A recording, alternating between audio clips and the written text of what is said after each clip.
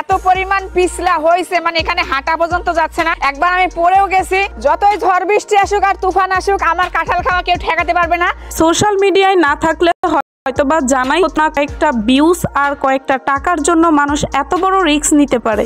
Viral content creator Azmira বিথির একটা video দেখার পর থেকে অনেক নেটিজেনরাই এই ধরনের কথা বলছে তাকে নিয়ে। So everyone, viral content creator Azmira Bithi কি এরকম করেছে যে সে এখন সবার চোখে আলোচনা এবং সমালোচনার পাত্রী হয়ে গেছে? জানতে হলে পুরো ভিডিওর সাথেই থাকুন। এত পরিমাণ পিছলা হয়েছে মানে এখানে হাঁটা পর্যন্ত যাচ্ছে না। একবার আমি পড়েও গেছি। যতই ঝড় বৃষ্টি আসুক আর তুফান আসুক আমার কাঁঠাল খাওয়া কেউ ঠেকাতে পারবে না।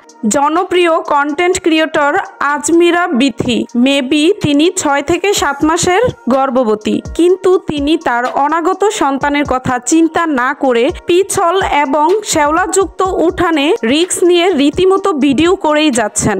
বিথির এই ভিডিওগুলো নিয়ে এখন সোশ্যাল মিডিয়ায় জোর আলোচনা এবং সমালোচনা চলছে। অনেকেই বলছেন আপনার এত লোভ কয়েকটা ভিউজ আর টাকার জন্য আপনার অনাগত সন্তানের কথা আপনি একবারও চিন্তা করছেন না। আবার কেউ কেউ তো বলছেন ওনার টাকার অনেক দরকার, যার কারণে এই পিছল উঠানে হাঁটাহাঁটি করছে।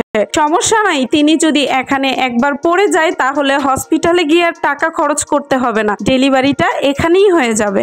এভাবেই যেন আজমিরা বিথিকে নিয়ে কটাক্ষ করে কথা বলছে অনেক নেটিজেনরা। তো এভরিওয়ান, এই ভাইরাল কন্টেন্ট ক্রিয়েটর আজমিরা বিথিকে নিয়ে আপনাদের কি ধরনের মতামত রয়েছে অবশ্যই কমেন্টে জানাবেন। আর হ্যাঁ, ভিডিওটি শেয়ার করতে ভুলবেন না।